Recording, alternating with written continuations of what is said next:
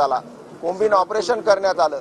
अक्षरशः महिलांना हा शेतकरी एकच आहे दोन्ही सुद्धा, म्हणून मराठा आणि कुणबी एकच असल्या कारणाने अध्यादेश पारित करून तातडीनं मराठा समाजाला आरक्षण द्यावं। सरकारनं त्याही वेळेस सांगितलं होतं, कारण हे सरकार त्याही वेळेस होतं, आता पण तेच आहे।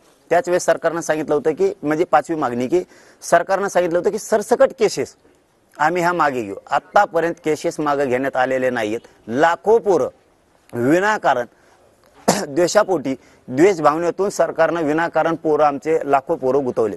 त्या केसेस सरकारनं तातडीनं मागे घ्यावात। सहावी मागणी त्यांच्याकडे अशी आहे की शिंदे साहेबांची समिती गठीत केलेली, जस्टिस शिंदे साहेबांची समिती, त्या समितीला मुदतवाढ दिली, परंतु त्यांना ते काम करत नाहीयेत। ती समिती बंद आहे। नोंदी शोधायचं काम पूर्ण बंद आहे राज्यात। सरकारला विनंती आहे, मुख्यमंत्र्यांना आणि दोन्ही उपमुख्यमंत्र्यांना, या अंतरवाली आंदोलन स्थळावरून की तुम्ही तातडीनं शिंदे साहेबाची समितीला नोंदी शोधायचं काम सुरू करायला लावा।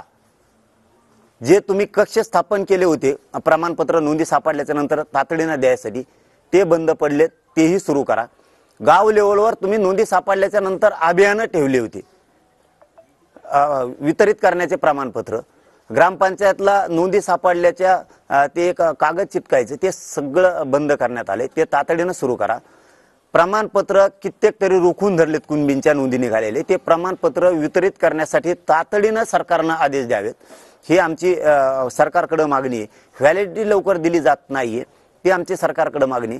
सरकारला विनंती आहे की शिंदे साहेबाची समिती ही तातडीनं तिला 1 वर्षाची मुदतवाढ द्या आणि तिला नोंदी शोधायच्या कामात लावा। मनुष्यबळ कमी पडतं, ते मनुष्यबळ पण वाढवा। फारसी भाषेमध्ये, मोडी लिपी भाषेमध्ये नोंदी आहेत, उर्दू भाषेत ते अभ्यास